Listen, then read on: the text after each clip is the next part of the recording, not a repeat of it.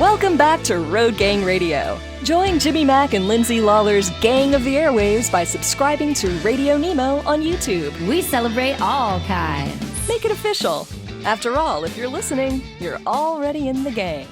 The Road Gang. Welcome back to Road Gang Radio. And of course, it's another edition of our friends over at TA Petro. And of course, that means our real friend there, Mr. Kevin Lindsey. He is the manager of technical service for TravelCenters of America. It's good to have you back. Hey, friend, how was your weekend? Well, it wasn't too bad there, Jimmy. How you doing? Well, yeah, we're kind of rumbling, bumbling, and stumbling our way along, getting through things. It's funny because we're wrapping up HVAC on the last day of September, which for many New Orleanians, don't know if you know this, is in fact for them maybe an opportunity to cool things off on the outside rather than on the in. But we've been kind of getting into the weeds on this, and we talked about the idea of air blowing from the vents, all speeds, using the thermometer and measure the temperature closest to the center of the dash, all that kind of stuff. Let's pick it up where we kind of left off, and really, I'm gonna give you a break and not take you into the weeds, and let you take people through what they need to do to make sure, in all seasons, that the HVAC is in fact working. Oh, absolutely, and you kind of touched on a lot of it there. A lot of it is HVAC, air conditioning, or let's just say HVAC, because that includes heating, right? And see, that was my whole point with all this, to kind of talk about it, because a lot of times we think of the AC system as just during the summer. Now of course those of us like you, Jimmy, South Louisiana, anywhere in the South and in Texas, it's more than just the summer, because the summer's extended for most of us in the South for quite some time, but the key really is the heating side of that, because when we move into the cooler months, a lot of times the system gets overlooked, but you shouldn't, because you should look at everything, kind of touchy-feely. HVAC's I've always kind of described it like that. It's one of those touchy-feely subjects. Now, what I mean is, it can be a little touchy-feely, especially as drivers when it goes out, right? Especially in the middle of the summer. Oh my God! HVAC. but it's also touchy-feely because you need to touch things and feel things. Are things still working the way they should? Do things feel right? Because that's what it's about, right? Is that air? Does that air temperature feel right coming out of the dash? Just feeling it with your hands. Does it feel like it's blowing properly? All of those types of things. So it's always one of those things. That's one reason I always kind of throw a little, I don't know, dad joke, pun, whatever you want to call it, in there with the whole touchy-feely thing on air conditioning. No, I couldn't agree more. And by the way, we talked about the football analogy about losing 18 pounds at the end of the season, about offensive linemen kind of shedding all that weight, that not being a good thing. And this is a really good time, especially, even for people who are above the Mason-Dixon line. The end of September is a really good time, because you're asking your HVAC, after cooling you off all summer long, to begin to think about, how it's going to keep you warm, especially when we get to late December. People who drive, all the way across the country or drive multiple states, they're going to have to be comfortable too. And the one thing you don't want to have happen is to get through the summer in one piece and being nice and cool, and then because you didn't check on it at the end of the summer to see what kind of damage you did to it, you end up freezing your tuchus off in the cab during those long winter hours. So let's kind of talk about this. You said touchy-feely. I mean, the best place to start, of course, as we said before, is just check how hard the air is blowing from the vents. Is it coming out the vents at a good speed? Kind of take us through kind of a diagnostic. How you do it? Well, I would say, kind of always, occasionally run through everything. You want to turn your blower up, at different speed levels. Probably have it on the face mode where it blows straight out the dash vents, so you can feel it real well. But once you get it on there and you kind of feel, you've got vents over to, to the left of the steering wheel and the center of the dash, and you got some on the passenger side. Kind of feel of all of those. Does it feel kind of blowing evenly across them, right? Then change your mode. Go to defrost, go to floor mode. Make sure you feel that air coming out of those modes, and that you can hear doors and stuff changing. Most of our systems, on modern trucks, are what we call blend air system, which is the automotive world's used for years. But basically, all it means is you've got a blend door between the evaporator and the heater core that it just turns the airflow off across the heater core during the summer. So you still have coolant, from the engine, hot coolant running through the heater core, but there's no airflow across it, so there's no transfer of heat there. So it's just blocked off. So when you move into those, it's been sitting there on full cold for 3 months, 4 months, whatever, right? And then all of a sudden you move it, it may not want to work, because I kind of go back to some of the stuff I was trying to allude to the last time we were talking about this, Jimmy, was, that truck's been sitting there. It's been sitting in that same position. All these little motors with plastic gears or whatever has been sitting in there with these inherent vibrations from the truck and going up and down that road for the last 3 or 4 months. And when you go to move it, it may kind of stick in places. It may not want to move. That mode door may not want to move that door just right. And it could stick. With the newer ones being computer controlled and stuff, typically, you could probably see some kind of code from that or something like that. But here's the funny part of that. With a lot of this newer technology and everything, when it sees something like that, it may actually not engage the AC compressor now because it sees an issue somewhere else. And if that's the case, now all of a sudden you don't have, AC working. But not only that, you're not going to be drying, because if that compressor is not going to kick in, you're not going to be helping dry that air when you go to that defrost mode. When you start getting those foggy mornings or the frosty mornings and stuff like that. So that's why you always want to make sure that stuff works through all the different cycles by just basically doing a quick check of it all. Really quickly, you made me think of something. By the way, I used to have a friend of mine. He would never turn his heater on to blow in his face. He would always put it on the floor mode, and he would call it heat on the feet. And the reason he'd phrase it that way is he said, everything else of me can be cold. If my feet are nice and warm, I'm good to go. I'm okay in that situation. But it really is, to kind of go back, and then we'll kind of move forward again. It really is kind of important to kind of run the entire system. And to run it large. That's such a big deal, because you'll get a real sense of, what is not working. But the question that you actually just answered for me is that a lot of times you think one thing is wrong, but it's actually the rest of what is right, kind of saying, we're not doing anything until you fix this other thing, right? I mean, if I'm hearing you correctly, It's highly possible, especially with, computerized circuitry and everything nowadays, things being run by computers. Because they can be, there's so many different things. A lot of people don't realize, but,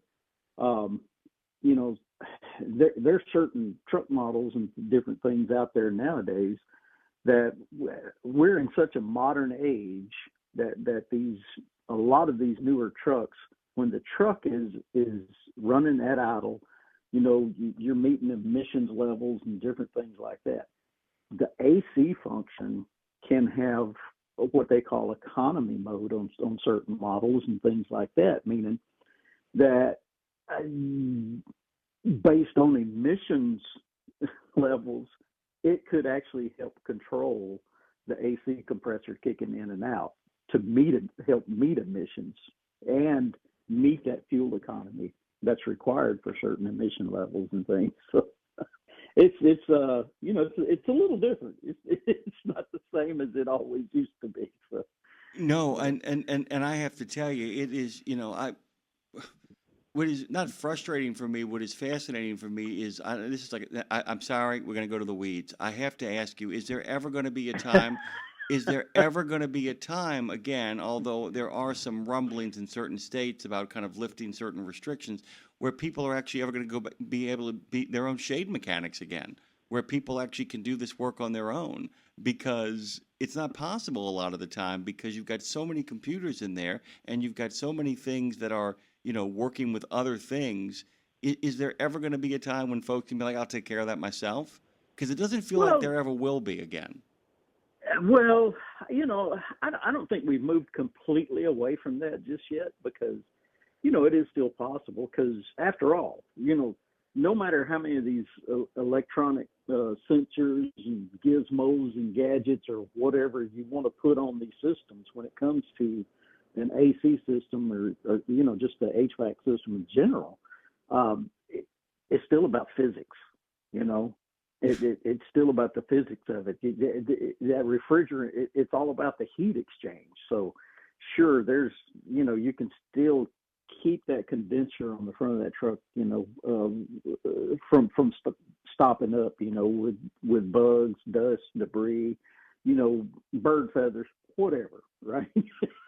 There's so many things these trucks pick up on the front of those trucks out there going down the road. There's plastic bags flying around in places, and just even the smallest of the debris a lot of times can stop airflow at certain points through that system. Well, even if it's only I don't know, let's just say a 5-inch by 5-inch piece of something that has stopped airflow, as the refrigerant moves through that condenser, as it's going through there, or even as the coolant moves through the radiator, or as the charged air moves through that charged air cooler after that turbocharged air, those heat exchangers on the front of that truck, if it's blocked up, there's going to be points of that where the exchange is, the heat is not exchanging properly.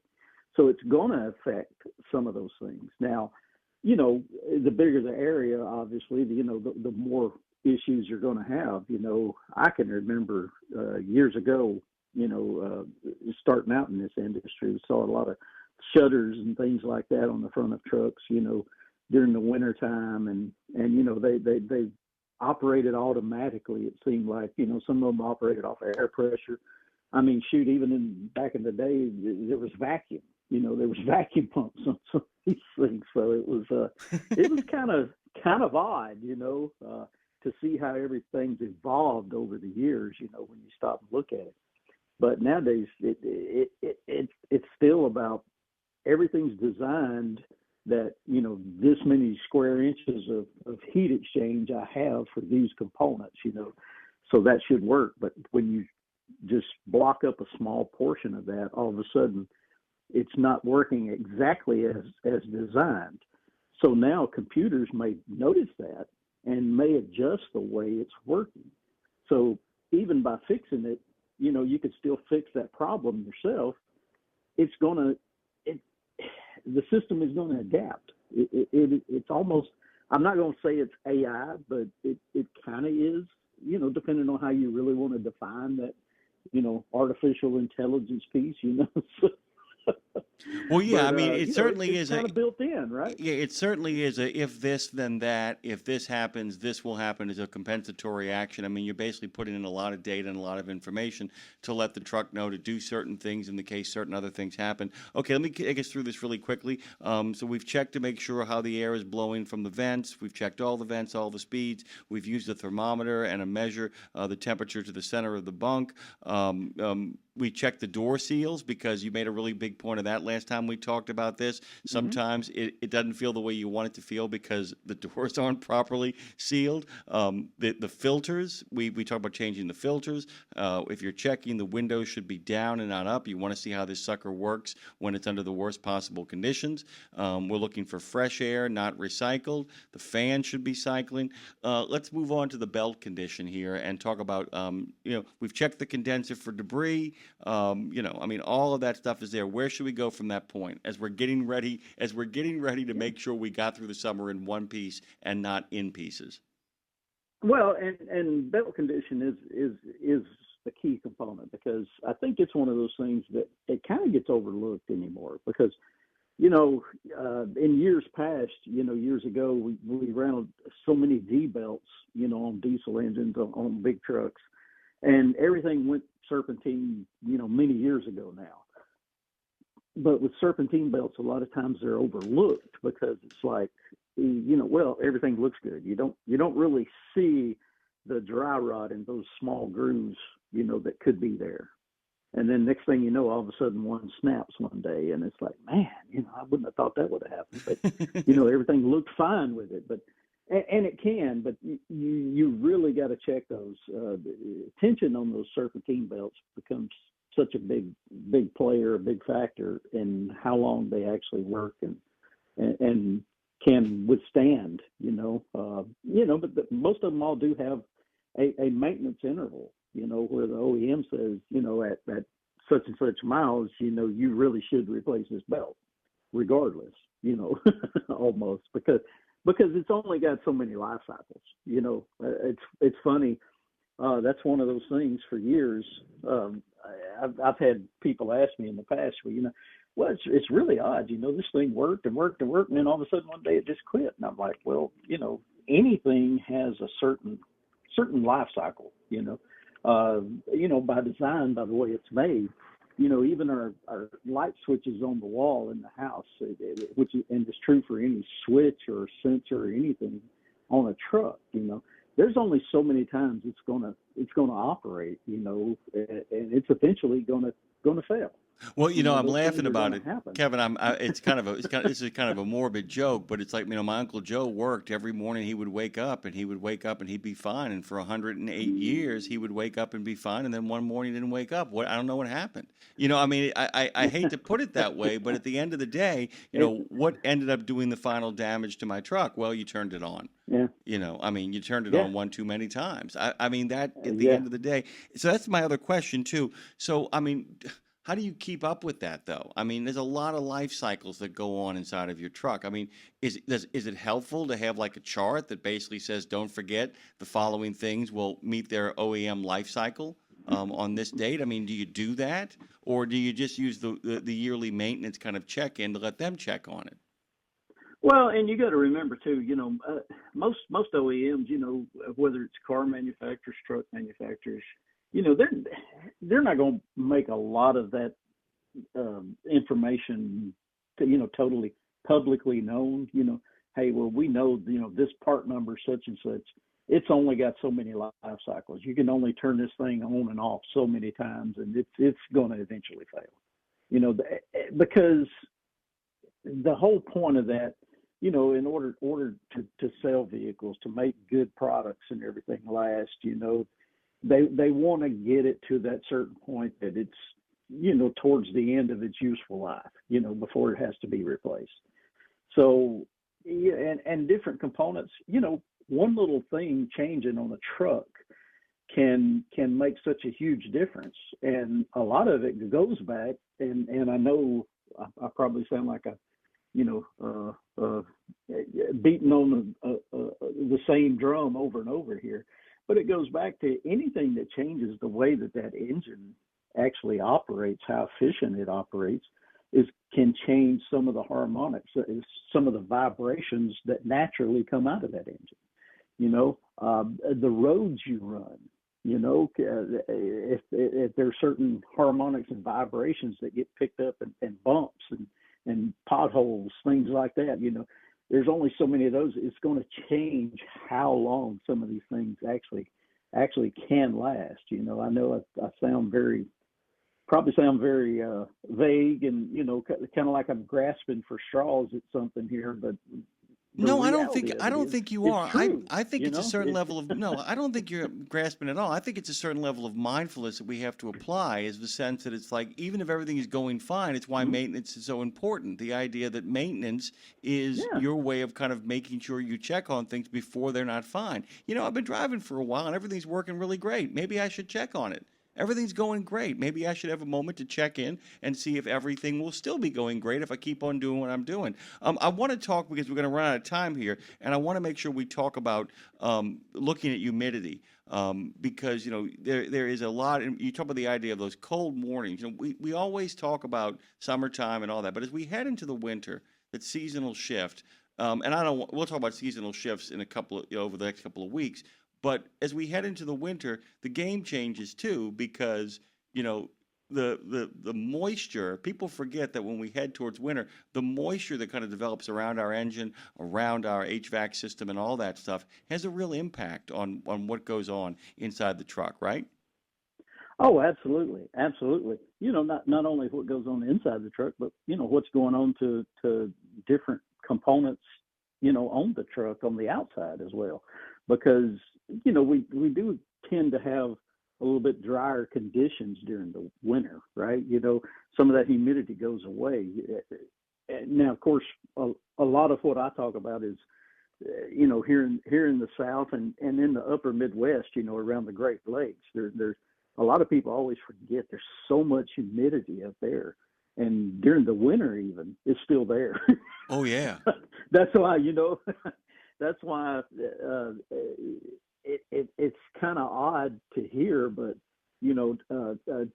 what I've seen is trucks that operate, in that Michigan, Illinois, Wisconsin, Ohio areas of the Great Lakes up through there, if they run up through there a lot, and the ones down in Florida running the coast and Louisiana, and they're real similar with some of the failures you see, and a lot of it has to do with that simply the humidity levels that they're running at, that they're operating in, right? So where ones running out in the Southwest may last longer on certain components and pieces. And just the opposite, there may be certain components and pieces that actually operate better in those higher humidities, and then others, fail sooner in the drier conditions. So different things can vary like that. So you just got to keep in mind, that environment that your truck's running in and everything for a lot of that. So I know it sounds more philosophical than anything, but it's all physical. It's all about the physics of it all. So it really is.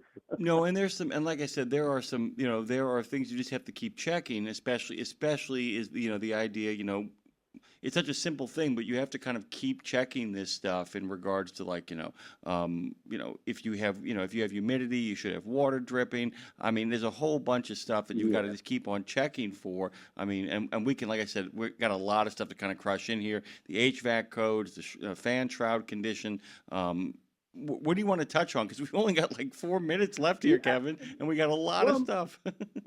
When you're doing those pre-trips and everything, you've got the hood pulled over. As you're checking the belt, feeling of the belts, naturally, engine's off. You're just checking and feeling everything. Feel the fan blade. Make sure nothing feels loose there. The fan shrouds, you kind of look at it. Make sure bolts haven't worked loose. That can change not only the airflow, but now you could become in danger of that fan when it engages, hitting something. And, fan blades nowadays are plastic, shrouds are all plastic. So when those things, when that fan engages, if there's something that it touches, or even as the air moves, some of this plastic that these things are made of, they kind of swell and expand or whatever. So if something touches, you could end up shattering a lot of this, and now you've got plastic shards, flying around that with a lot of velocity and force, and they can go through radiators and different things like that. Not to mention, could hurt things. So that's why you always want to just kind of check on all that, feel all that. One thing I see that does get overlooked a lot is evacuator valves for the AC system. And even for the air filter for the engine, there's evacuator valves. A lot of people don't really know the actual name of these things, but it's, you just gotta open them up and make sure that moisture is coming out of that for the evaporator for the air box for the AC system. or for the HVAC system, and make sure that it's free.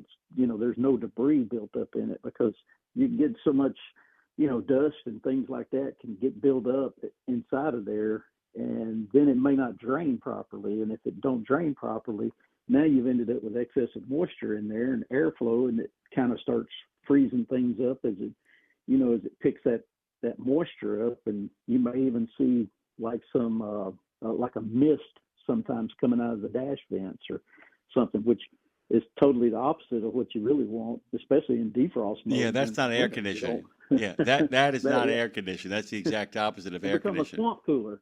I'll tell you what's really funny. Cooler, basically. Yeah, I'll tell you what's really funny for me. I saw a note here, and we're out of time, but I saw a note here that made me laugh. Where just to give you guys a heads up, Kevin sends me a lot of notes so we can talk about this stuff as Kevin Lindsey joins us on Maintenance Matters. No water should be dripping in the passenger floorboard. I haven't seen that, by the way. And I remember that back in the day. I remember all of the cars I used to get into where you'd look over in the passenger floorboard and there'd be a little puddle of water, and I knew there wasn't a leak in the car. I haven't seen that in forever, but it still happens. It does. And typically it happens because, so many of these components are built and put together, more precise than they used to be. So if that evacuator valve that's on the outside of the truck is not dripping that stuff, it can actually build up inside there, and it will eventually come out in that floorboard. Yeah. And by the way, the real nightmare is when it comes out on the floorboard and you end up having an ice rink on the floor of your passenger side. That's a really great time. Kevin Lindsey has joined us this morning. You guys know the drill. You know who he is. He is the manager of technical service for TravelCenters of America. Thank you, my friend. We will have much more to talk about soon. Take it easy. Thank you.